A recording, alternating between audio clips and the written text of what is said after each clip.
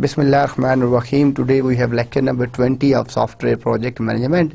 Words of wisdom: instead of worrying about things and events that you cannot control, start focusing on things and activities you can control.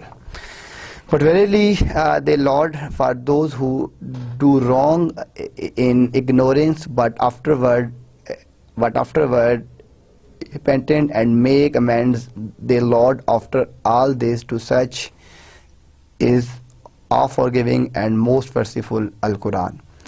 तो हम आज का lecture अपना start करते हैं।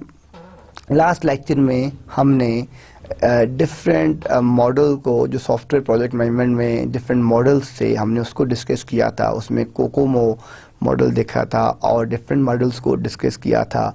तो वहीं से मैं इसी लेक्चर को कंटिन्यू करता हूं कि हमारे पास जो उसमें हमने ये डिस्कस किया था कि हम जब अपने सॉफ्टवेयर को डिज़ाइन करने जा रहे होते हैं, किसी भी प्रोजेक्ट को मैनेज कर रहे होते हैं, तो जो आपके पास कोकोमो मॉडल होता है उसके क्या इश्यूज़ हैं, ठीक है, वो मॉडल किस तरह डिप्लॉय किया जा सकता है, ठीक है, उसके डिफरेंट पैरामीटर्स थे, उनको डिस्कस किया था। और किस केस एनवायरनमेंट में किस तरह के इंफ्रास्ट्रक्चर के अंदर आप कौन सा मॉडल यूज़ करेंगे, कौन सा प्रोटोकॉल यूज़ करेंगे, किस तरीके से उसको डिप्लॉय करेंगे, वो चीज़ें हमने लास्ट लेक्चर में डिस्कस की थी। Today we will discuss issues with COCOMO model के इश्यूज़ कौन कौन से हैं जो आपके पास, क्योंकि मैंने आपको लास्ट लेक्चर में भी कहा था कि जो भी सॉफ्टवेयर है, ठीक है, जो भी मॉडल है उसके एडवांटेजेस भी हैं और डिसएडवांटेजेस भी हैं। अगर हम किसी भी मॉडल को ये कहें कि ये मॉडल सॉफ्टवेयर के अंदर 100% आपका एप्लीकेबल है, तो नो, क्योंकि हर मॉडल के साथ आपको ट्रेड ऑफ करना पड़ता है। कहीं पे आप कुछ रिक्वायरमेंट्स पूरी करते हैं, कहीं पे कुछ रिक्वायरमेंट पूरी नहीं करते, कहीं पे आपने कुछ गोल्स अचीव किए, कहीं कुछ अचीव नहीं किए। तो हम मॉडल की जब सिलेक्शन की बात करते हैं तो जो मैक्सिमम हमारे ऑब्जेक्टिव्स को फुलफिल कर रहा होता है, हम उस मॉडल को यूज़ करके डिप्लॉय करते हैं अपने सॉफ्टवेयर के ऊपर। अब जो आपके पास कोकोमो मॉडल है, इसके जो इश्यूज़ हैं, ठीक है, फर्स्ट जो इशू है, amount of judgment required in determining values for cost adjustment factors and which mode applies to the software। एक तो ये जजमेंट जो है कि आपने, जो भी हम बात कर रहे हैं कि एग्जैक्टली आपको किस तरह पता चलेगा कि आपकी रिक्वायरमेंट्स क्या हैं और किस मोड में आपने कौन सा मॉडल कैसे डिप्लॉय करवाना है जो उस एनवायरनमेंट के ऊपर मैक्सिमम जो है सूटेबल हो। सेकेंड ये है कि your data may not match the data use to develop the model you wish to use, but your company may not want to collect the data needed to correlate the model। देखिए, अब हम जब एक model choose कर लेते हैं तो definitely जो सिस्टम एनालिस्ट होता है या जो सॉफ्टवेयर डिज़ाइनर होता है, जो सॉफ्टवेयर को डिज़ाइन कर रहा होता है, वो अपनी डिज़ाइनिंग में उसको कंपनी का पास्ट, ठीक है, या उससे रिलेटेड जितना भी डाटा है वो भी चाहिए होता है, जिसको हम डाटा सर्वे बोलते हैं कि हमने डाटे का सर्वे किया या रिक्वायरमेंट्स का सर्वे किया कि हमें कौन कौन सी रिक्वायरमेंट्स चाहिए एक सॉफ्टवेयर को कंप्लीट करने के लिए, डिज़ाइन करने के लिए। तो वहाँ पे अगर आप चाहते हैं कि your data may not match the data use to develop the model you wish to use, कि आपको कौन सा मॉडल चाहिए, ठीक है, लेकिन आपकी कंपनी जो है, ठीक है, your company may not want to collect, या आपकी कंपनी नहीं चाहती कि वो जो डाटा आपको चाहिए वो गेट करें और आपको दें और आप उसको कोरिलेट करें। तो एक तो ये इशू है इसके अंदर। अब हम जब अपने कोकोमो मॉडल की बात करते हैं तो इसमें जो हमारे पास मेन एडवांटेजेस हैं वो यही हैं कि हमारी जितनी भी रिक्वायरमेंट्स हैं वो फुलफिल हो जाएं, ठीक है, क्योंकि हम जब सॉफ्टवेयर की डिज़ाइनिंग की बात करते हैं, सॉफ्टवेयर को डिज़ाइन करके उसको जब हम डिप्लॉय करते हैं तो हमें उसके पास जितनी भी हमारे पास जो उसकी रिक्वायरमेंट्स होती हैं, हम उन रिक्वायरमेंट्स के बेस के ऊपर उसको फोकस करना चाहते हैं कि उसको फोकस करके हम अपने सॉफ्टवेयर को बेहतर बना सकें। अब हमारे पास इसके अंदर जो इश्यूज हैं, लाइक जिस तरह many models including Kokomo assume a basic waterfall process model. हमने लास्ट लेक्चर्स में वाटरफॉल मॉडल देखा आपने, बल्कि सॉफ्टवेयर इंजीनियरिंग में डिफरेंट मॉडल्स पढ़े होंगे। उसमें वाटरफॉल मॉडल है, उसमें स्पाइरल मॉडल है, उसमें इंक्रीमेंटल मॉडल है, ठीक है। ये डिफरेंट मॉडल्स हैं। हर मॉडल के अंदर जिसको हम SDLC भी कहते हैं, सॉफ्टवेयर डेवलपमेंट लाइफ साइकिल, ठीक है। तो ये अपने जो आपके जो different software development life cycles हैं, जब आप इसको डिप्लॉय करते हैं, इसको जब आप यूज़ करते हैं, तो आपकी डिफरेंट रिक्वायरमेंट्स होती हैं। कुछ रिक्वायरमेंट्स आपकी फुलफ़िल हो जाती हैं, कुछ आपकी फुलफ़िल नहीं होती, ठीक है। तो जो आपके पास SDLC मॉडल है, हम वो इस बेस पे उसकी सिलेक्शन करते हैं कि हमारी मैक्सिमम जो रिक्वायरमेंट हैं वो उसके अंदर फुलफ़िल हो जाएं, और जो बाकी रह जाएं वो हम अब इस तरह ना हो कि आपने इंक्रीमेंटल मॉडल चूज़ किया। फॉर एग्जांपल हम एक यहाँ पे एग्जांपल लेते हैं, वो आपकी 70% जो है वो रिक्वायरमेंट को फुलफ़िल नहीं कर रहा था और 30% फुलफ़िल कर रहा था। आपके पास स्पाइरल मॉडल है, वो 60 फुलफ़िल नहीं कर रहा, 40 फुलफ़िल कर रहा है, ठीक है।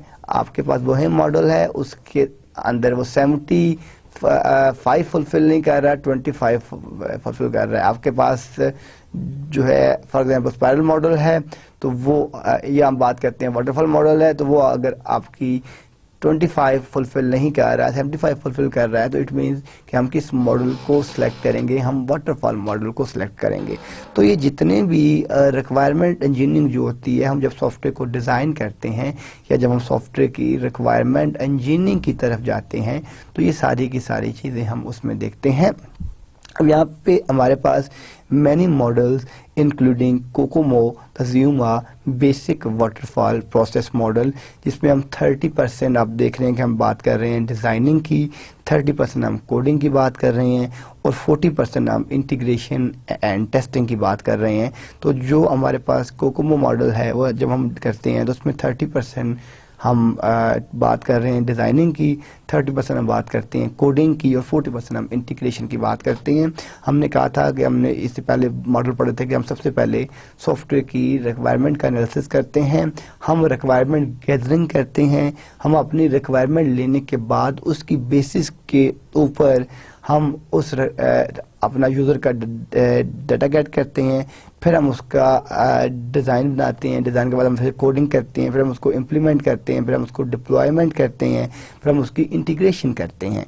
तो यहाँ पे हमारे पास जो कोकोमो मॉडल है, इसमें आप देख रहे हैं कि 30% डिज़ाइनिंग है, कि जो भी आप सॉफ्टवेयर बना रहे हैं तो जो आपकी एफर्ट्स हैं वो 30% उस डिज़ाइन पे होंगे। फॉर एग्जांपल आप एक वेब पोर्टल डिज़ाइन करने जा रहे हैं, तो अब जो वेब पोर्टल का जो आपका सॉफ्टवेयर है उसके अंदर जो आपकी डिज़ाइनिंग होगी वो 30% आपकी सॉफ्टवेयर डिज़ाइनिंग होगी, कि आपने उसका डिज़ाइन किस तरह बनाना है, कौन सी अप्रोच यूज़ करनी है, कौन सा लाइफ साइकिल यूज़ करना है, आपकी रिक्वायरमेंट्स क्या क्या होंगी, वो कौन सा डिज़ाइन उन तमाम रिक्वायरमेंट्स को फुलफ़िल करेगा, कौन कौन सी रिक्वायरमेंट आपके डिज़ाइन में फुलफ़िल नहीं हो रही, ठीक है, उन रिक्वायरमेंट्स को आपने मैच किस तरह करना है।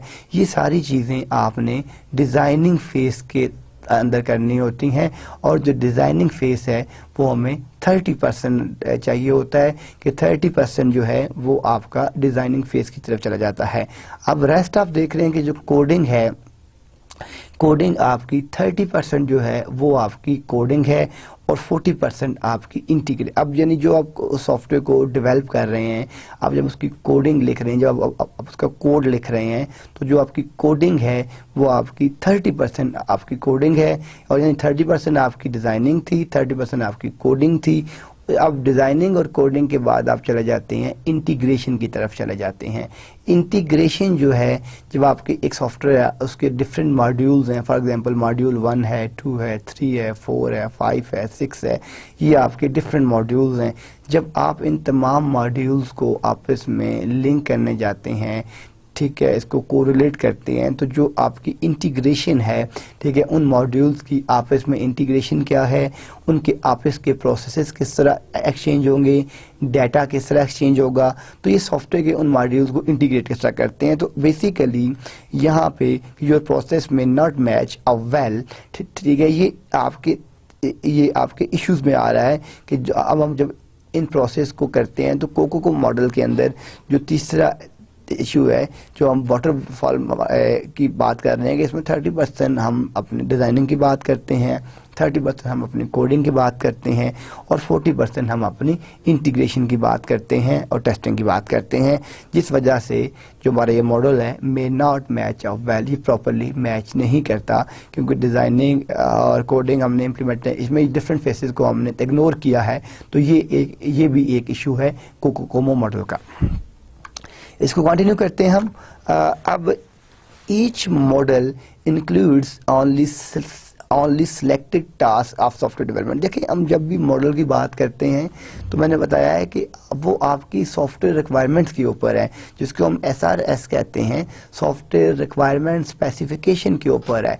मैं ये कहता हूँ कि मैंने एक AutoCAD की एप्लीकेशन डिज़ाइन करनी है तो उसका सॉफ्टवेयर किसी और तरीके से होगा, ठीक है। मैं ये कहता हूँ कि मैंने एक सॉफ्टवेयर डिज़ाइन करना है जो आपका वेब पोर्टल और डेटाबेसेस से लिंक है, तो उसकी डिज़ाइनिंग, उसकी इम्प्लीमेंटेशन किसी और तरीके से होगी, ठीक है। मैं ये कहता हूँ कि मेरे पास एक ऐसा सॉफ्टवेयर है, ठीक है, जो आपकी हार्डवेयर मशीन्स की प्रोसेस मैनेजमेंट को देखेगा, तो उसके लिए मेरी डिज़ाइनिंग और मेरी रिक्वायरमेंट्स और होंगी।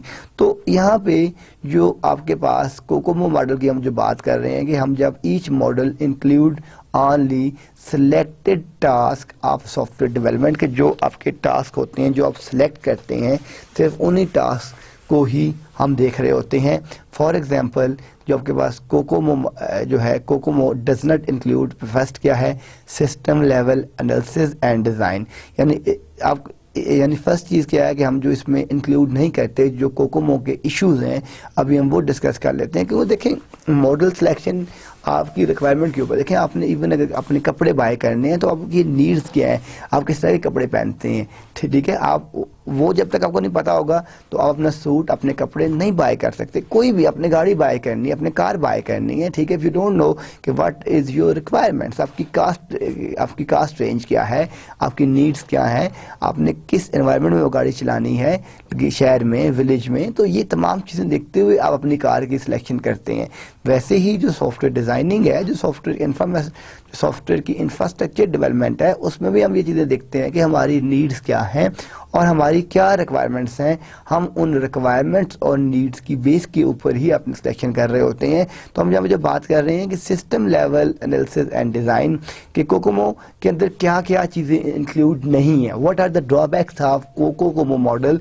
Number 1 is that system level analysis and design. देखिए, जो हम सिस्टम कोकोमो के अंदर के जो आपका सिस्टम है, हम उसका एनालिसिस नहीं कर सकते, और जो उसका डिज़ाइन है कि आपका सिस्टम जो आप अपना सॉफ्टवेयर बना रहे हैं वो किस सिस्टम के ऊपर बनेगा, उस सिस्टम का एनालिसिस क्या होगा, उसके कितने मॉड्यूल्स क्या होंगे, उसकी रिक्वायरमेंट कौन कौन सी होंगी, उसका डिज़ाइन क्या क्या होगा, ये इंक्लूड नहीं कर सकते या इंक्लूड नहीं होता आपके पास कोकोमो मॉडल के अंदर। सेकेंडली, सॉफ्टवेयर रिक्वायरमेंट एनालिसिस, जो आपकी सॉफ्टवेयर की रिक्वायरमेंट की एनालिसिस हैं वो भी नहीं होती। लेकिन जब तक आप किसी भी प्रोडक्ट का, यानी आप मार्केट गए, आपने यानी सोचे समझे बगैर पैसे दिए और गाड़ी ले ली, तो ये आपकी, क्योंकि आपको रिक्वायरमेंट्स का आइडिया ही नहीं था कि मुझे बड़ी गाड़ी चाहिए, छोटी गाड़ी चाहिए, बजट क्या है, मैंने रोड्स पे चलानी है, विलेज में चलानी है, CNG पे चलानी है, पेट्रोल पे चलानी है, डीजल पे चलानी है, बिकॉज आपके पास आपकी सॉफ्टवेयर रिक्वायरमेंट्स, ठीक है, आपके पास अपनी रिक्वायरमेंट्स नहीं थी कार बाय करने के। इसी तरीके से हम जब अपनी सॉफ्टवेयर रिक्वायरमेंट की बात करते हैं, तो सॉफ्टवेयर रिक्वायरमेंट के अंदर जब तक आपको अपनी रिक्वायरमेंट्स का ही आइडिया नहीं है कि आपने किस टाइप का सॉफ्टवेयर बनाना है, ठीक है, उसका एनालिसिस किस तरह का होगा, उसके मॉड्यूल्स कितने होंगे, ठीक है, उसके कितने प्रोसेसेस होंगे, तब तक आप अपना सॉफ्टवेयर डिज़ाइन नहीं कर सकते। अब ठीक है, आप अपनी सॉफ्टवेयर की रिक्वायरमेंट्स नहीं गेट कर सकते। थर्ड, आपके पास क्या है कि software support of system level integration and test, कि जो आपकी सॉफ्टवेयर की, जो आपकी सॉफ्टवेयर की सपोर्ट है, वो सिस्टम लेवल जो इंटीग्रेशन है, जो आपके डिफरेंट मॉड्यूल्स हैं, हम जो सिस्टम लेवल के ऊपर इंटीग्रेट करते हैं और टेस्टिंग करते हैं, वो भी नहीं होती। तो ये हमारे पास they are 3 major drawbacks. Number 1 is that in the COCOMO does not include, number 1, system level analysis and design. Second is that software requirement analysis, and third is that software support of system level integration and testing. ये हमारे पास Kokomo model के जो 3 major drawbacks हैं वो मैंने आपको यहाँ बता दिए। अब हम देखते हैं यहाँ पे कि फर्स्ट आप देख रहे हैं कि हम कोकोमो के अंदर आप ये देख रहे हैं कि वैसे जो हमारे पास सॉफ्टवेयर जो SDLC है, जो सॉफ्टवेयर डेवलपमेंट लाइफ साइकिल है, हम वो किस तरह करते हैं कि हम सबसे पहले सिस्टम का एनालिसिस करते हैं। सिस्टम का एनालिसिस करने के बाद हम सॉफ्टवेयर की क्या करते हैं, रिक्वायरमेंट्स लेते हैं। फिर हम सॉफ्टवेयर उस यानी सिस्टम का पूरा एनालिसिस किया कि सिस्टम किस तरह का है, हमें कौन सा सिस्टम चाहिए, ठीक है, क्या क्या चीज़ें उसमें चाहिए। वो करने के बाद हम उस सिस्टम के ऊपर हमने जो अपना सॉफ्टवेयर डिज़ाइन करना है, जो सॉफ्टवेयर बनाना है, वो सॉफ्टवेयर की क्या रिक्वायरमेंट्स हैं, कौन कौन सी रिक्वायरमेंट्स हैं जो हमने उस सॉफ्टवेयर के लिए जो है यूज़ करनी है। तो सॉफ्टवेयर रिक्वायरमेंट्स के बाद हम उसकी बेसिस के ऊपर जो अपनी सॉफ्टवेयर जो आपकी SRS है, सॉफ्टवेयर रिक्वायरमेंट स्पेसिफिकेशन, उसकी बेसिस के ऊपर आप सॉफ्टवेयर डिज़ाइन करते हैं। सॉफ्टवेयर डिज़ाइनिंग के बाद आप जो आपका सॉफ्टवेयर का डिज़ाइन बन जाता है, उस डिज़ाइन के बाद आप अपना सॉफ्टवेयर की कोडिंग पे जाते हैं, ठीक है, कि ये डिज़ाइन है, आप कोडिंग पे गए। अब कोडिंग के बाद आप सॉफ्टवेयर के अगर डिफरेंट मॉड्यूल्स हैं, आपने अपनी मॉड्यूलर अप्रोच यूज़ की हुई है, आपने डिफरेंट मॉड्यूल्स बनाए हुए हैं, तो आप उन तमाम मॉड्यूल्स को इंटीग्रेट करेंगे और टेस्ट करेंगे। यानी ये आपके पास जो सॉफ्टवेयर की इंटीग्रेशन और टेस्टिंग है वो उसके बाद होगी। और लास्ट में आपके पास क्या है कि सिस्टम की इंटीग्रेशन एंड टेस्टिंग। तो आप देख रहे हैं कि हम सिस्टम एनालिसिस से लेकर हम सिस्टम इंटीग्रेशन एंड टेस्टिंग तक जाते हैं। 1 2 3 4 5 ऑलमोस्ट 6 डिफरेंट स्टेप्स से पास करते हैं। लेकिन अब जो कोकोमो मॉडल है उसमें ये 3 हमने क्या बात की कि सिस्टम एनालिसिस, ठीक है, सॉफ्टवेयर की रिक्वायरमेंट्स और सिस्टम की इंटीग्रेशन एंड टेस्टिंग, ये तीनों चीज़ें इंक्लूड नहीं है। कोकोमो मॉडल में हम जब स्टार्ट लेते हैं तो हम सॉफ्टवेयर डिज़ाइन से डायरेक्ट डिज़ाइन से स्टार्ट लेते हैं, ठीक है। हम ना ही सिस्टम का एनालिसिस करते हैं, हमें जब पता ही नहीं है कि हमारा जो सॉफ्टवेयर है वो उसकी रिक्वायरमेंट्स क्या है, तो हम डिज़ाइन कैसे सही बना सकते हैं, ठीक है ना। और फिर सॉफ्टवेयर डिज़ाइन के बाद हम उसी डिज़ाइन में हम उसकी कोडिंग कर देते हैं। तो जब हम उसका स्टार्ट ही गलत करेंगे तो डेफिनेटली जो आपने डिज़ाइन बनाया है, जो आपने इंफ्रास्ट्रक्चर बनाया है, कोडिंग भी आपकी उसी के ऊपर हो रही है। और जब कोडिंग होगी तो आपकी इंटीग्रेशन और टेस्टिंग भी उसी के ऊपर होगी। तो इसलिए जो आपके पास कोकोमो मॉडल है उसके अंदर सॉफ्टवेयर डिज़ाइनिंग, कोडिंग और इंटीग्रेशन टेस्टिंग, ये तीनों चीज़ें इंक्लूड आपकी होती हैं। लेकिन सिस्टम का एनालिसिस किस तरह करना है, सॉफ्टवेयर की रिक्वायरमेंट्स कौन कौन सी हैं और सिस्टम की इंटीग्रेशन और टेस्टिंग कौन कौन सी हैं, ये चीज़ें हम उसमें इंक्लूड नहीं करते। तो ये आपके पास जो सिस्टम है, जो आपके पास जो आपका सॉफ्टवेयर है, जो उसके प्रॉब्लम्स हैं या जो उसके इश्यूज़ हैं, वो इश्यूज़ कौन कौन से हैं या क्या क्या प्रॉब्लम्स हैं। फर्स्ट ये है कि सिस्टम का एनालिसिस, देन सॉफ्टवेयर की रिक्वायरमेंट्स और सिस्टम, ये तीनों चीज़ें आपके कोकोमो मॉडल में एग्जिस्ट नहीं करती। जब ये तीनों चीज़ें एग्जिस्ट नहीं करती तो आपका जो सॉफ्टवेयर है वो प्रॉपरली डिज़ाइन नहीं हो सकता, ठीक है। जब आप प्रॉपर डिज़ाइन नहीं करेंगे तो आप उसकी कोडिंग नहीं कर सकते, कोडिंग सही नहीं करेंगे तो इंटीग्रेशन भी गलत होगी, इंटीग्रेशन के बाद उसकी इम्प्लीमेंटेशन भी गलत होगी, उसकी डिप्लॉयमेंट भी में भी एरर आएगा, ठीक है। और जो एंड आपकी प्रोडक्ट है उसमें भी प्रॉब्लम्स आएंगे। तो ये बेसिकली जो हमारे पास कोकोमो मॉडल है उसका जो मेजर ड्रॉबैक है कि वो ये है कि सिस्टम एनालिसिस, सॉफ्टवेयर रिक्वायरमेंट और सिस्टम इंटीग्रेशन और टेस्टिंग इस मॉडल में इंक्लूड नहीं होती।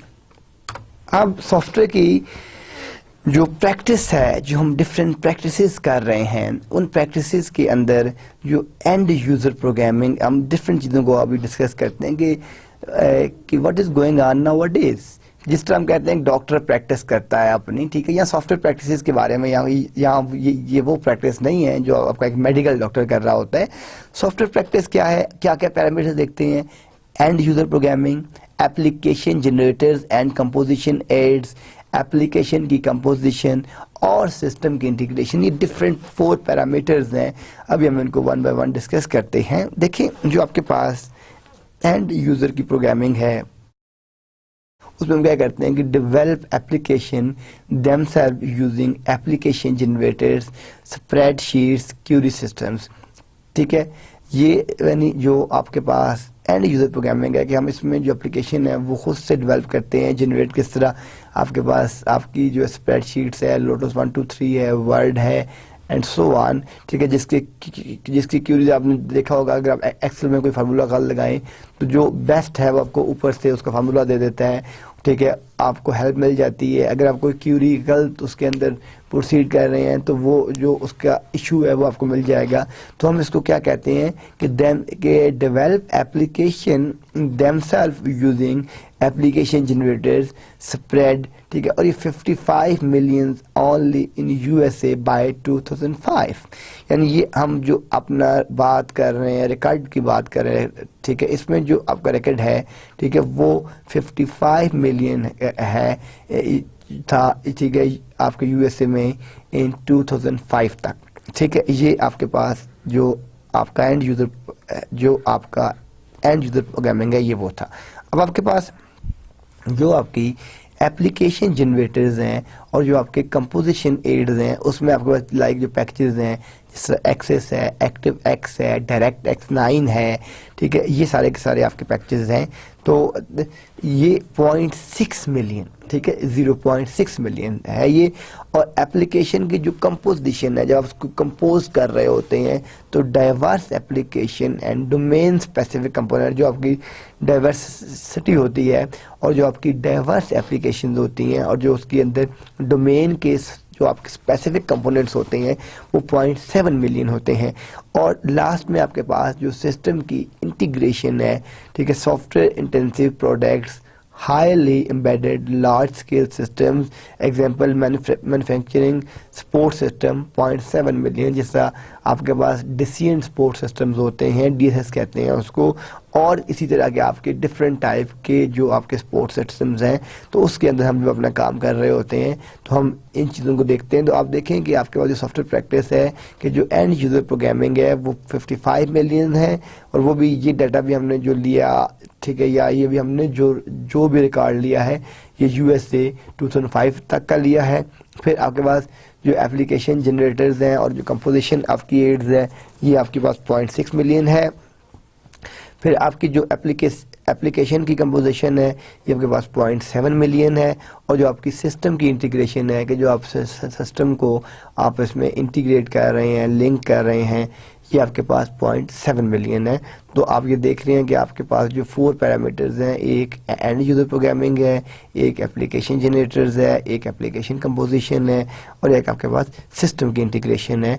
तो ये जो 4 आपके मॉड्यूल्स हैं, हर एक मॉड्यूल में या हर एक में आप देख लेंगे ये डाटा है कि 0.7, 0.7, 0.6 एंड 55 मिलियन। अब अगर आप ये देखें तो इस ग्राफ में हम आप देख रहे हैं कि COCOMO and cone of uncertainty, ठीक है, कि इसकी तरफ एक आपके पास प्रोजेक्ट कास्ट है, ये एफर्ट एट साइज है, और ये आपके पास प्रोजेक्ट का स्केड्यूल है, और ये आपकी डिफरेंट फेसेस हैं। सबसे पहले हम क्या करते हैं कि हमारे पास आपका इनिशियल प्रोडक्ट की डेफिनेशन है कि जो आपका इनिशियली जो आपकी प्रोडक्ट है जो आप डिफाइन करने जा रहे हैं वो प्रोडक्ट कौन सी है। तो ये आपके पास इनिशियली आपकी जो प्रोडक्ट डेफिनेशन है। इसके बाद आपकी अप्रूव्ड प्रोडक्ट डेफिनेशन है कि जो प्रोडक्ट आपने अप्रूव कर दी है वो आपकी अप्रूव्ड प्रोडक्ट डेफिनेशन है। फिर आपकी रिक्वायरमेंट की स्पेसिफिकेशन है कि जो भी आपकी रिक्वायरमेंट्स हैं उसकी क्या स्पेसिफिकेशन है। फिर आपकी प्रोडक्ट डिज़ाइन की स्पेसिफिकेशन है। फिर आपकी डिटेल डिज़ाइन है। फिर आपके पास प्रोडक्ट कंप्लीट होती है। तो बेसिकली हम जब अपने एक प्रोडक्ट को लेके चल रहे होते हैं तो सबसे पहले तो आपके पास उस प्रोडक्ट की इनिशियल डेफिनेशन होती है कि आपके पास क्या प्रोडक्ट है, आप किस तरह की प्रोडक्ट बनाना चाह रहे हैं, उसकी रिक्वायरमेंट्स क्या हैं, उसके पैरामीटर्स क्या क्या हैं, ठीक है, और हम उस प्रोडक्ट को कैसे डिफाइन कर सकते हैं। तो जो प्रोडक्ट की डेफिनेशन है, जो इनिशियल प्रोडक्ट डेफिनेशन है, वो सारी की सारी हम फर्स्ट स्टेज में करते हैं। आफ्टर दैट हम उसको अप्रूव करते हैं कि जो आपकी प्रोडक्ट डेफिनेशन है अगर आप उससे सेटिस्फाई हैं, वो आपकी तमाम की तमाम जो गोल्स हैं, जो आपके ऑब्जेक्टिव्स हैं वो फुलफिल कर रहे हैं, तो फिर हम उस प्रोडक्ट डेफिनेशन को अप्रूव करते हैं। अप्रूव करने के बाद हम जो है उसकी स्पेसिफिकेशन की रिक्वायरमेंट्स लेते हैं कि आपके पास कौन कौन सी स्पेसिफिकेशन है, उनकी क्या क्या रिक्वायरमेंट्स हैं, हम वो तमाम की तमाम रिक्वायरमेंट्स लेते हैं। फिर हम प्रोडक्ट उन वो जो आपकी रिक्वायरमेंट्स आती हैं, जो आपकी तमाम जितनी भी रिक्वायरमेंट्स हैं, उनकी जितनी भी स्पेसिफिकेशन है, उस रिक्वायरमेंट स्पेसिफिकेशन के बाद हम अपना एक प्रोडक्ट डिज़ाइन बनाते हैं कि जो आपके पास प्रोडक्ट डिज़ाइन है, ठीक है, वो आपका डिज़ाइन किस तरह है, उसकी क्या, उस प्रोडक्ट डिज़ाइन की क्या स्पेसिफिकेशन है, ठीक है, वो किस तरह की हैं, वो हम बनाते हैं। और फिर हम अपना डिटेल डिज़ाइन स्पेसिफिकेशन बनाते हैं।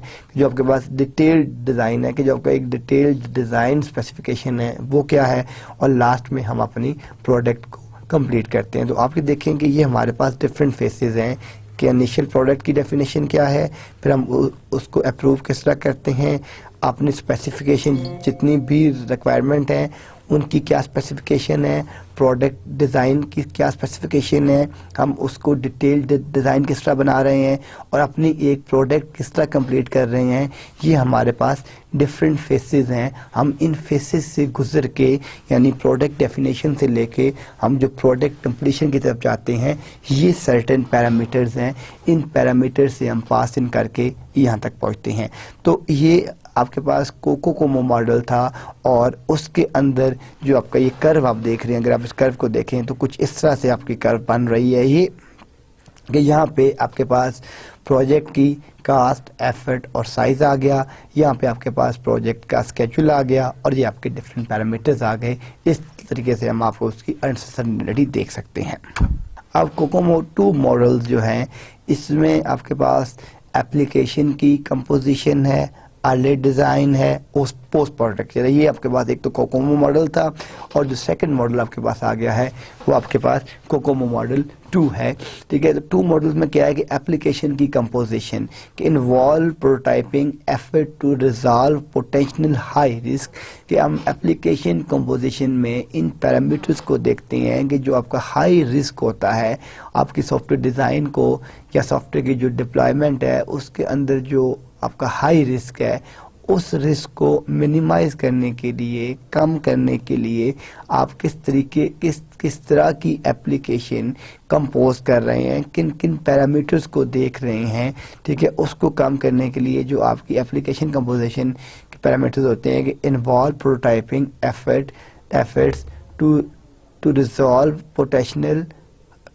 ठीक है, पोटेंशियल हाई रिस्क, ठीक है। उस हाई रिस्क को रिजॉल्व करने के लिए हम फर्स्ट फेज है हम अपनी एप्लीकेशन की कंपोजिशन करते हैं।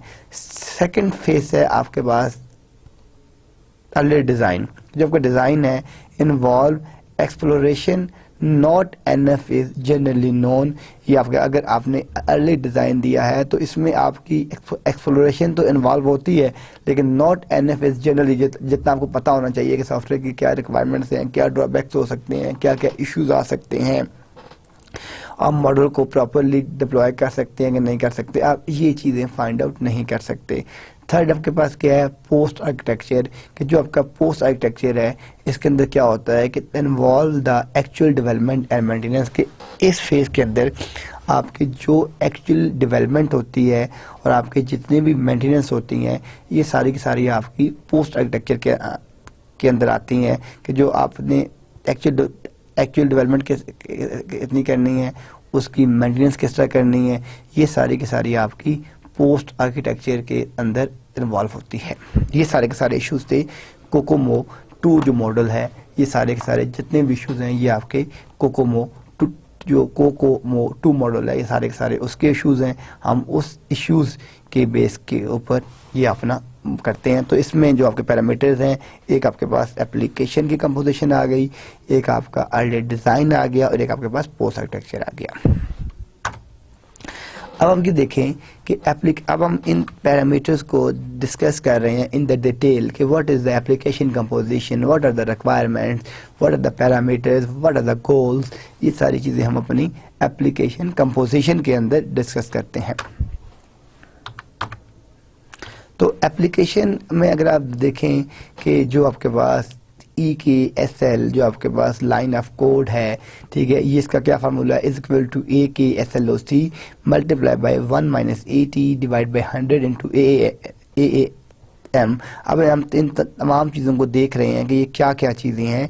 ई के एस एल ओ क्या चीज़ है कि इक्विवेलेंट के number of lines of new code, जो आपका न्यू कोड है वो कितनी लाइंस पे कंसिस्ट करता है, ठीक है, वो आपका जो न्यू कोड है वो कौन सा कोड है, ठीक है। ए के एस एल ओ सी क्या है, द के number of lines of reusable code which must be modify, ये वो कोड है जो रीयूजेबिलिटी के लिए यूज होगा और ये आपने मॉडिफाई मस्ट करना होता है। ये आपके पास थर्ड है। ए टी क्या चीज़ है, ये जो ए टी आप देख रहे हैं percentage of the adaptive SLOC that is re-engineered by automatic translation, जो automatic translation से हो रहा है, ये आप यहाँ पे अपना एटी फाइंड करते हैं। अब आपके पास क्या चीज़ आ गया, मल्टीप्लाई बाई AAM आ गया। तो AM क्या चीज़ है, आपकी अडॉप्शन एडजस्टमेंट मॉडिफायर, ये आपका जो आपकी अडॉप्शन की जो एडजस्टमेंट है जो उसका मॉडिफायर है ये वो है।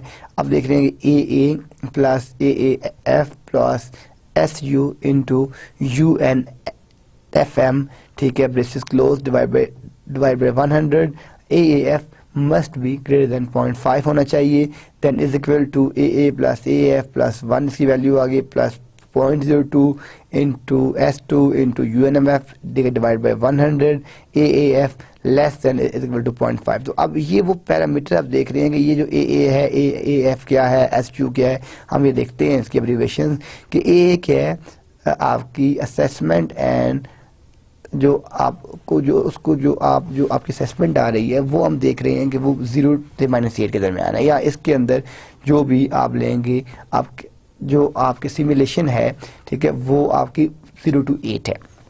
AAF क्या चीज़ है, अडॉप्शन एडजस्टमेंट फैक्टर है कि जो आप उसको एडजस्ट कर रहे हैं, जो आपका अडॉप्शन का फैक्टर है वो आपके पास क्या है, AAF है, कि आप उसको किस तरीके से एडजस्ट कर रहे हैं वो आपके पास AAF है।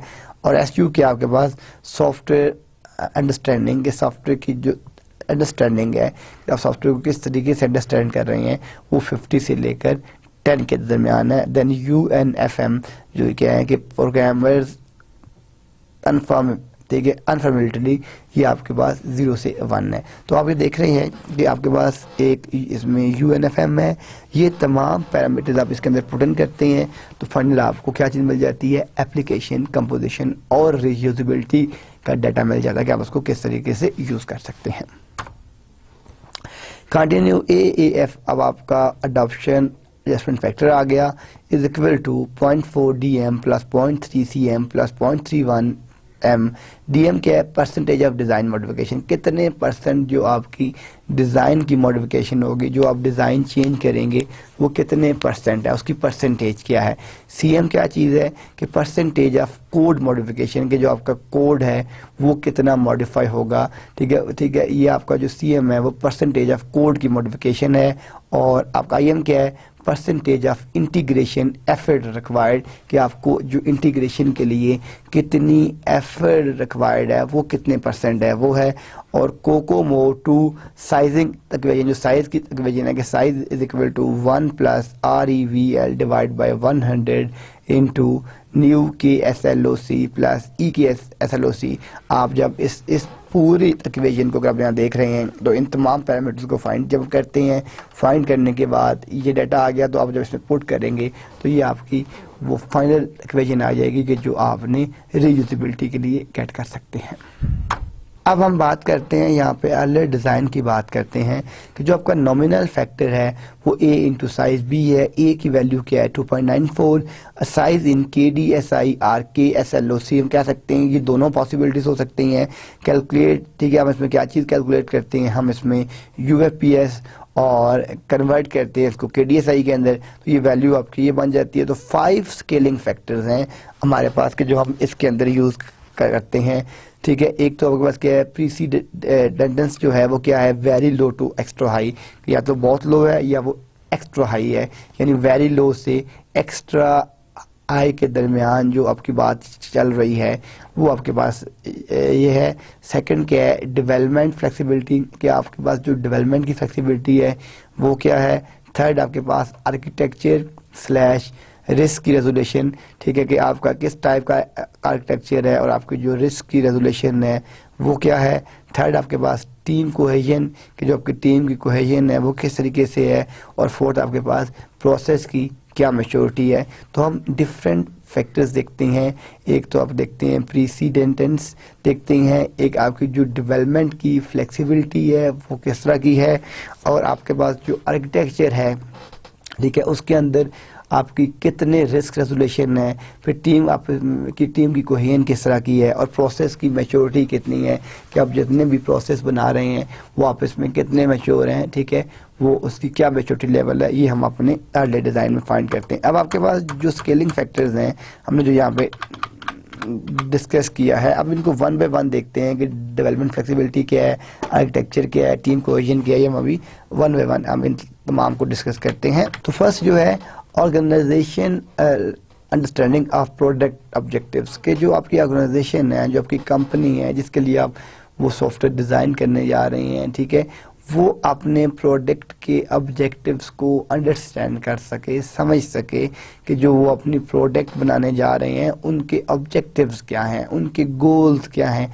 जब तक वो अपनी प्रोडक्ट के ऑब्जेक्टिव या गोल्स को अंडरस्टैंड ही नहीं कर सकेंगे तो उनको पता ही नहीं चलेगा कि वो क्या चीज़ डेवलप करना चाहते हैं, वो क्या चीज़ बनाना चाहते हैं। तो फर्स्ट जो है वो organization understanding of product objective, के जो आपके प्रोडक्ट के ऑब्जेक्टिव्स हैं वो कौन कौन से हैं, उसको अंडरस्टैंड करने के लिए, समझने के लिए first. Second is that experience of working with related software system, के जो भी आपके सॉफ्टवेयर सिस्टम है, कि जो आपका कितना एक्सपीरियंस है, कि जो उससे मिलते जुलते जितने भी आपके सॉफ्टवेयर सिस्टम्स हैं उसमें आपका क्या एक्सपीरियंस है, वो जो आपके पास है वो आपका सेकंड ऑब्जेक्टिव है। थर्ड क्या है, concurrent development of associated new hardware and operational procedures, कि जो आपके पास जितनी भी कंकरेंट डेवलपमेंट है, जो आपका न्यू हार्डवेयर है, जो आपके ऑपरेशन हैं, वो सारे के सारे क्या हैं, वो आपने किस तरीके से डिज़ाइन करने हैं, उसको आपने किस तरीके से लिंक करना है, ये आपके पास थर्ड पैरामीटर है। फोर्थ क्या है, need for innovative processing algorithms, कि ये आपके पास फोर्थ पैरामीटर है। तो ये आपके जो हमारे पास स्केलिंग फैक्टर्स हैं वो ये फोर फैक्टर्स हैं, इसकी बेसिक के ऊपर हम अपने फैक्टर्स को डिज़ाइन कर रहे होते हैं। अब हम नेक्स्ट देखते हैं कि डेवलपमेंट की फ्लेक्सिबिलिटी क्या है। देखें, एक तो आपके पास फर्स्ट ये हो गया, सेकंड आपके पास डेवलपमेंट की फ्लेक्सिबिलिटी है। इसके अंदर क्या है कि नीड फॉर सॉफ्टवेयर ठीक है कन्फर्मेंस विद प्री एस्टेब्लिश्ड, जो आपकी प्री एस्टेब्लिश जितनी भी रिक्वायरमेंट्स होती हैं वो कौन सी हैं, वो अपने किस तरीके से बनाई हैं, ठीक है, वो सारी की सारी। इसके बाद क्या है कि need for software with external interface, जो आपके पास एक्सटर्नल इंटरफेस की स्पेसिफिकेशन है वो कौन कौन सी है, और आपकी अर्ली कंप्लीशन क्या है, ये सारी की सारी जो आपकी डेवलपमेंट फ्लेक्सिबिलिटी में आ जाती हैं। तो हम जब अपने फैक्टर्स को स्केल कर रहे होते हैं, इश्यूज को देख रहे होते हैं, तो इन इश्यूज के ऊपर हम अपने फैक्टर्स को स्केल कर रहे होते हैं। थर्ड आपके पास क्या है, आर्किटेक्चर स्लैश रिस्क रेजोल्यूशन। इसके अंदर क्या करते हैं कि जो रिस्क मैनेजमेंट प्लान है, कि जो उसके अंदर जो रिस्क इन्वॉल्व हैं उसको मैनेज करने के लिए आपने जो प्लान बनाया है वो प्लान किस तरह का है, ठीक है, क्या क्या आपने उसमें पैरामीटर्स देखनी है। सेकंड क्या है, number and criticality of risk items, के कौन से नंबर हैं, उसके अंदर आपके रिस्क आइटम कौन कौन से हैं, ठीक है। थर्ड क्या है, percentage of development schedule devoted to establish architecture, ठीक है, कि ये आपके पास थर्ड है। और फोर्थ क्या है कि percentage of required top software architects available to project, और फिफ्थ है टूल सपोर्ट अवेलेबल। तो ये अब जो आपके पास जो आपकी रिस्क की रेजोल्यूशन है, इसमें आप देख रहे हैं कि सबसे पहले क्या आपका रिस्क का मैनेजमेंट प्लान है, कि जो आपका रिस्क मैनेजमेंट प्लान है वो किस तरह का प्लान होगा, ठीक है, आप किस तरीके से रिस्क को काउंटर करेंगे, और आपका जो रिस्क का मैनेजमेंट प्लान है वो प्लान क्या है। सेकंड क्या है, number and criticality of risk item, के आपके जितने भी रिस्क आइटम्स हैं कि आपने उन तमाम आइटम्स को कम किस तरह करना है, ठीक है, उसको मिनिमाइज किस तरह करना है। थर्ड जो आपके पास है वो है percentage of development schedule devoted to establish architect, ये आपके पास थर्ड है। और फोर्थ क्या है कि percentage of required top software, जो आपके पास जितने भी टॉप सॉफ्टवेयर आर्किटेक्ट्स हैं जो उस प्रोजेक्ट को समझते हैं, ठीक है, वो कितना काम करेंगे, और जो जो आपको टूल चाहिए, ठीक है, जो जो आपको सपोर्ट चाहिए, वो कौन कौन सी सपोर्ट आपके पास अवेलेबल है। ये हम रिस्क रेजोल्यूशन की बात कर रहे हैं। टीम कोहेजन के consistency of stakeholder objectives के, जो स्टेक होल्डर्स का ऑब्जेक्टिव है उस पर आप कंसिस्टेंट रहें, ठीक है। Ability and willingness of stakeholders to accommodate other stakeholders objective के, जो दूसरे लोगों के स्टेक होल्डर्स के ऑब्जेक्टिव हैं उनको भी आपने देखना है।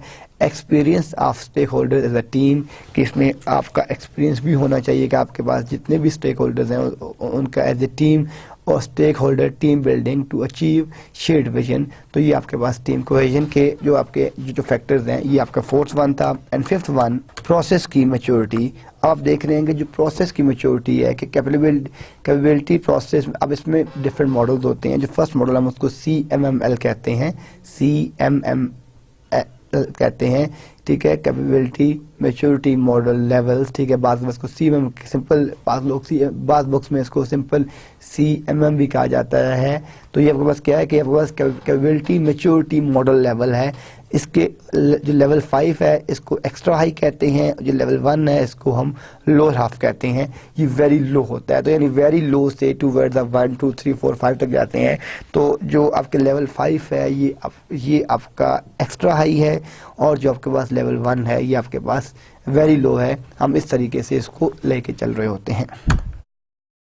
आप ये देखें, हम जब इसकी स्केलिंग फैक्टर्स की बात करते हैं तो ये आपके different SF, VL, L, N, H, VH, VX, ठीक है, और इसी तरह PREC, ठीक है।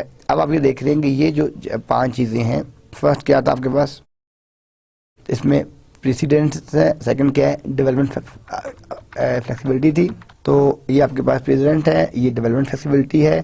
थर्ड आप देखिए हम क्या था आपके पास आर्किटेक्चर या रिस्क रेजोल्यूशन है, तो ये आपके पास रेजोल्यूशन है।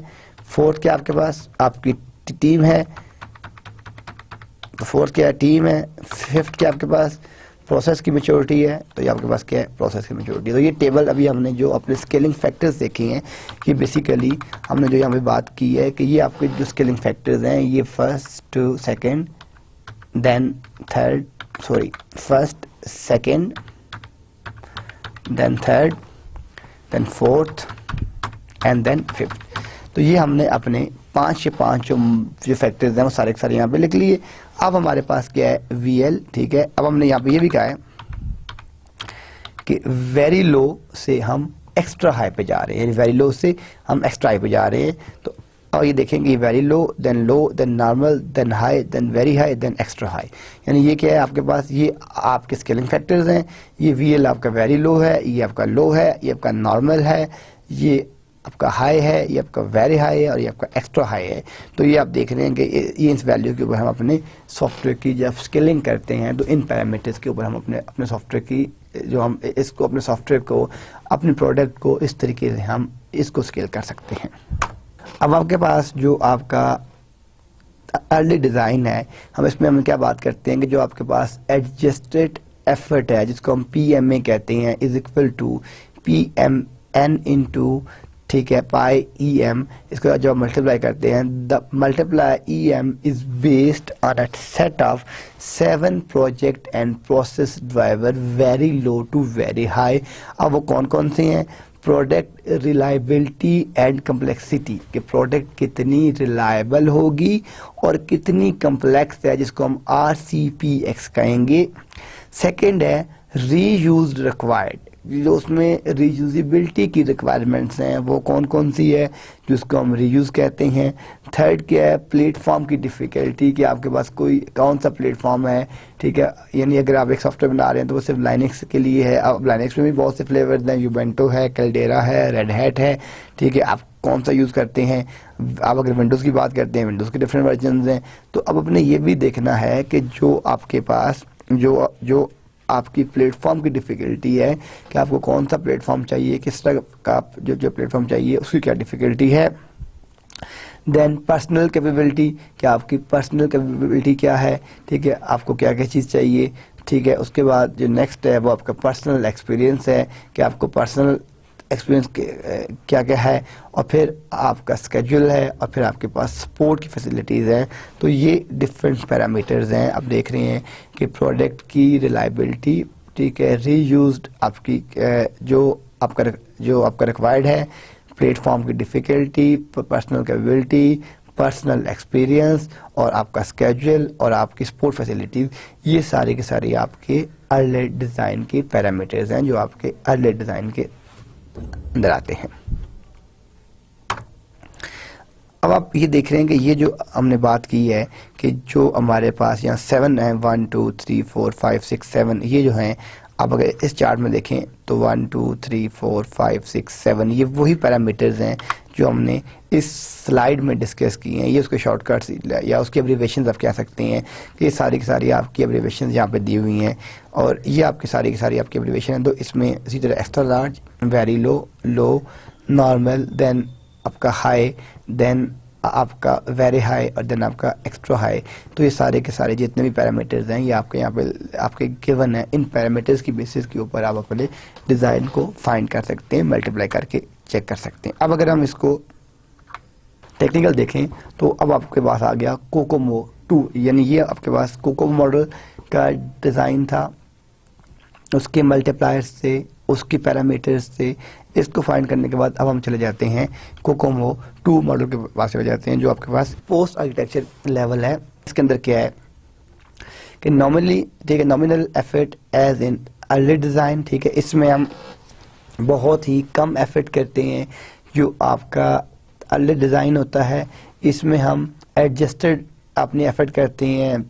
अपनी जो आपकी एडजस्टेड एफर्ट होती है, जो आपका PMA होता है, is equal to PM n into pi EM, इसको मल्टीप्लाई करते हैं तो जो आपका एडजस्टेड एफर्ट है वो क्या है कि PMA is equal to PM n into pi EM।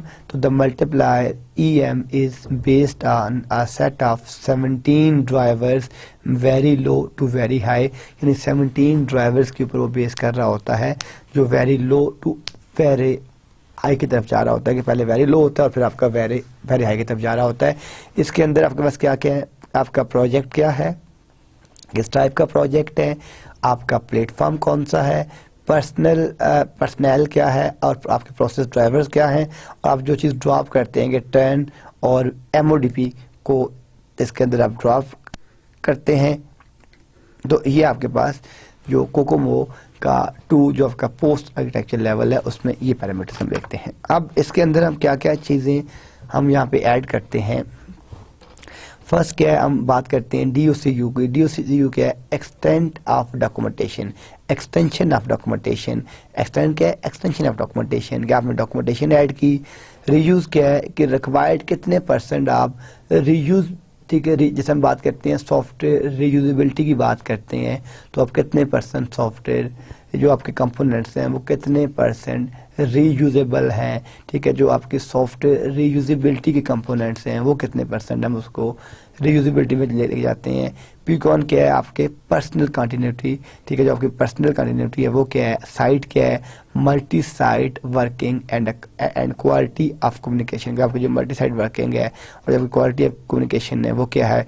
2 dropped 4 added is equal to 17 cost drivers, कि अगर हम 2 ड्रॉप करते हैं 4 ऐड करते हैं तो आपको जो कास्ट ड्राइवर्स हैं वो कितने हैं, वो 17 हैं। तो इसमें चेंज हम क्या करते हैं कि VIR2 को करते हैं PVL को जो आपकी डेवलपमेंट प्लेटफॉर्म वैलिडिटी है, और VEXP को हम करते हैं PEXP में जो आपके पास प्रोग्रामर डोमेन का एक्सपीरियंस है। इस तरीके से हम इसको कोरिलेट करते हैं। अब इसके अंदर हम जो चेंज करते हैं कि हमारे पास क्या क्या चेंजेस हैं। CPLX में हम एक तो आपके पास कंट्रोल ऑपरेशंस हैं, कंप्यूटेशनल ऑपरेशंस हैं, डिवाइस डिपेंडेंट ऑपरेशंस हैं, डाटा मैनेजमेंट के ऑपरेशंस हैं, और यूज़र इंटरफेस मैनेजमेंट के ऑपरेशंस हैं, very low to extra high. देखिए अब हम इनको थोड़ा सा डिस्कस कर लेते हैं कि कंट्रोल ऑपरेशंस क्या चीज़ होती है। कंट्रोल ऑपरेशंस आपके वो ऑपरेशंस होते हैं कि जिनके थ्रू आप सॉफ्टवेयर को कंट्रोल कर रहे होते हैं, मैनेज कर रहे होते हैं।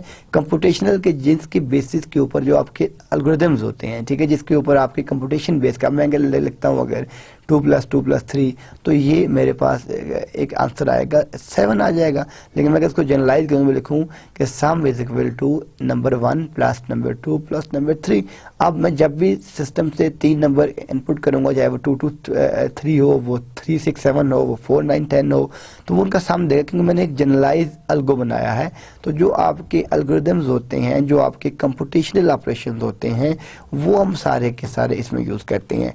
फिर आपके पास जो डिवाइस डिपेंडेंट ऑपरेशन है, जो उस डिवाइस के ऊपर डिपेंड कर रहे होते हैं, वो कौन कौन से ऑपरेशन हैं, ठीक है, उसको हम कहते हैं डिवाइस डिपेंडेंट ऑपरेशन। वो सारे इसके ऊपर काम कर रहे होते हैं। फिर आपके पास डिवाइस मैनेजमेंट ऑपरेशन, कि उस डिवाइस को मैनेज करने के लिए आपके जितने भी ऑपरेशंस हैं, कितने ऑपरेशंस हैं, किस तरीके से मैनेज कर रहे हैं, आपकी मैनेजमेंट क्या है, वो सारी की सारी।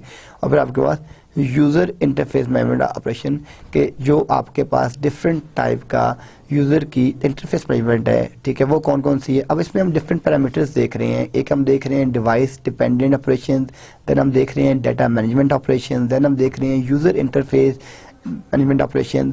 तो अब ये जितने भी हैं कि control operation, computational operations, device dependent operations, data management operations और आपके पास यूज़र इंटरफेस मैनेजमेंट ऑपरेशंस, इन तमाम ऑपरेशन को हम जो आप इसमें देखते हैं। तो अब आप देख रहे हैं कि यूज़र इंटरफेस में जो यूज़र से रिक्वायर्ड है, कि जो यूज़र इंटरफेस जो आपका GUI होता है, जिसको हम ग्राफिकल यूज़र इंटरफेस भी कहते हैं, CMI भी हो सकता है, ठीक है, सॉरी CLI भी हो सकता है, कमांड लाइन इंटरफेस भी हो सकता है। तो ये जितने भी इंटरफेसेस हैं, उसकी मैनेजमेंट, डाटा की मैनेजमेंट, ठीक है, ये सारे के सारे आपके CPLX की में आते हैं। और यहाँ इसको क्या कहते हैं, very low to extra high, यानी वेरी लो से ये आपके एक्स्ट्रा हाई में जा रहे होते हैं। अब आप देखें कि इन तमाम की जो कॉस्ट ड्राइवर्स हैं, ये बेसिकली आपके कॉस्ट ड्राइवर्स हैं। इन ड्राइवर्स की जो एब्रीवेशंस हैं, जो फर्स्ट है वो क्या है, रिक्वायर्ड सॉफ्टवेयर रिलायबिलिटी, को हम RELY कहते हैं, जी स्टैंड फॉर सॉफ्टवेयर, ठीक है। सेकंड क्या है, डाटा साइज, कि उसका क्या है। देन प्रोडक्ट की कम्प्लेक्सिटी, जिसको हम CPLX कहते हैं, कि प्रोडक्ट आपकी कितनी कम्प्लेक्स होगी। देन हम क्या कहते हैं, डेवलप फॉर रीयूजिबिलिटी, जो आपने डेवलप की है रीयूजिबिलिटी के लिए, उसको हम रीयूज कहते हैं। Documentation match to life cycle need, इसको हम डॉक कहते हैं, DCU कहते हैं, टेक्निकल जो एब्रिविएशन है।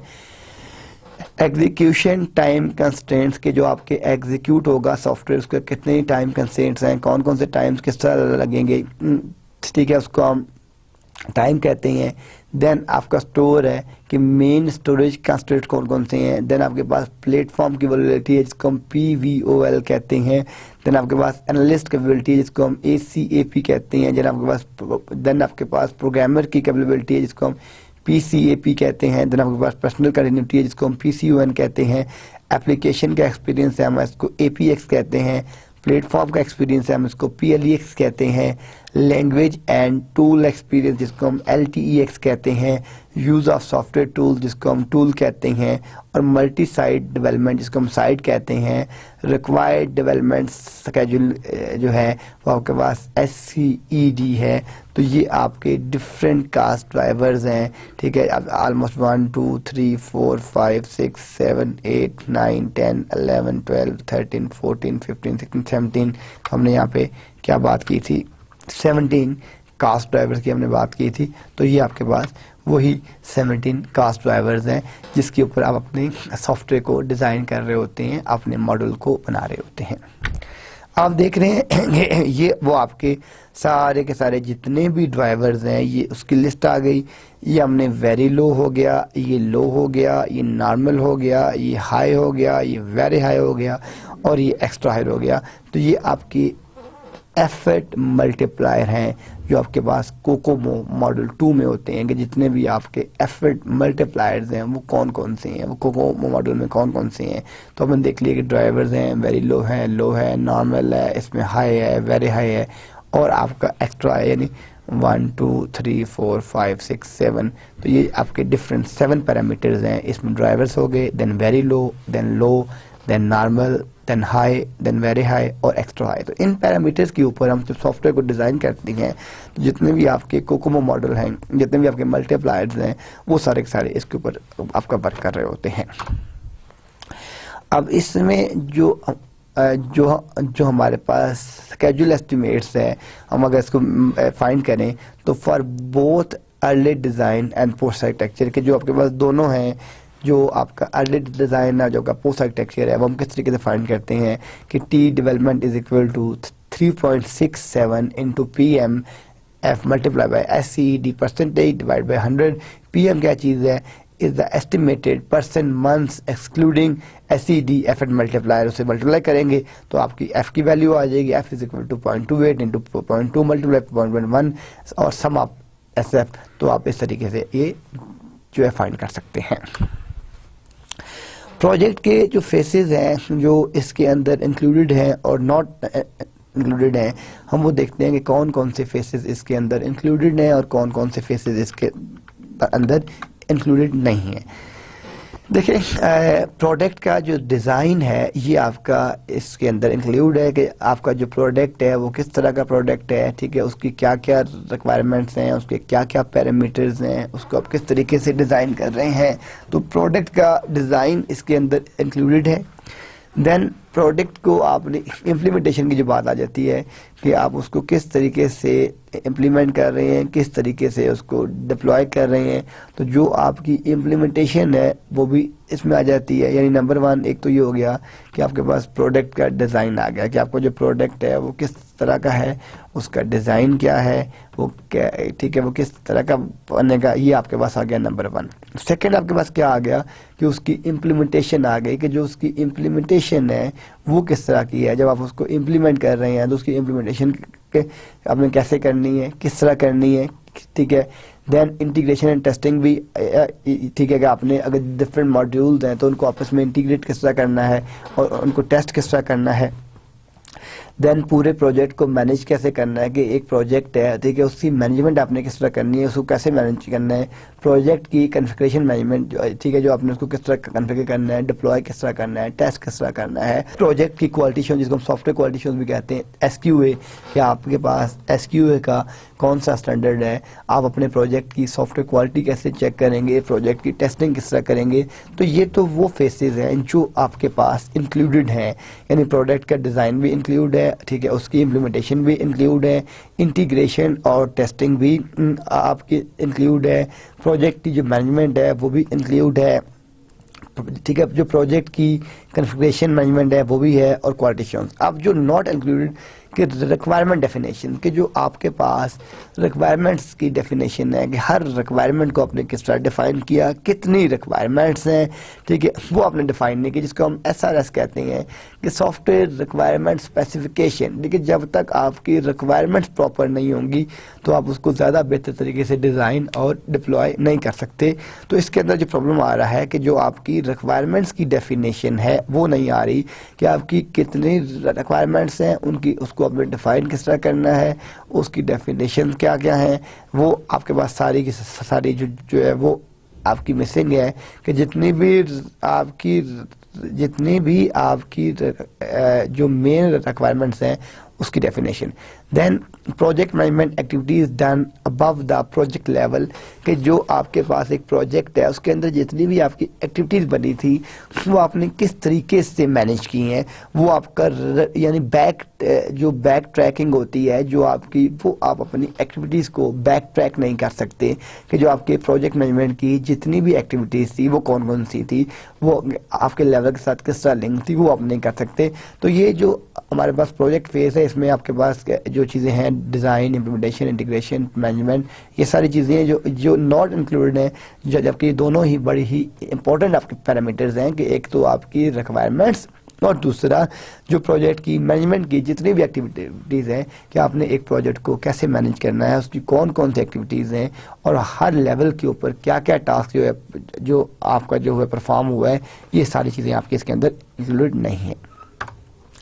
अब आप देखें कि एफर्ट और जो आपके पास स्केड्यूलिंग की डिस्ट्रीब्यूशन है कि फेसेस हैं, एफर्ट्स हैं और आपका स्केड्यूल है, कि जो प्लानिंग और रिक्वायरमेंट है, आप जितनी भी अपनी प्लानिंग और रिक्वायरमेंट करती हैं वो 2 से 15% आपकी एफर्ट आपको चाहिए है, और जो स्केड्यूलिंग है वो 2% से 34% आपको चाहिए है। प्रोडक्ट का जो डिज़ाइन है वो एफर्ट 70% चाहिए और जो स्केड्यूल है वो 24 से 28% चाहिए। जो प्रोग्रामर है, जो प्रोग्रामिंग है वो एफर्ट 64% टू 52% चाहिए। जो स्केड्यूल है वो 56 से 40% चाहिए।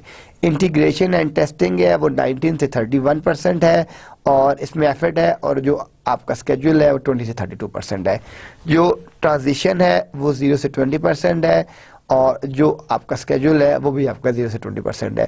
तो ये आपके डिफरेंट फेसेस हैं, प्लानिंग और requirement, product designing, then programming, then integration and testing.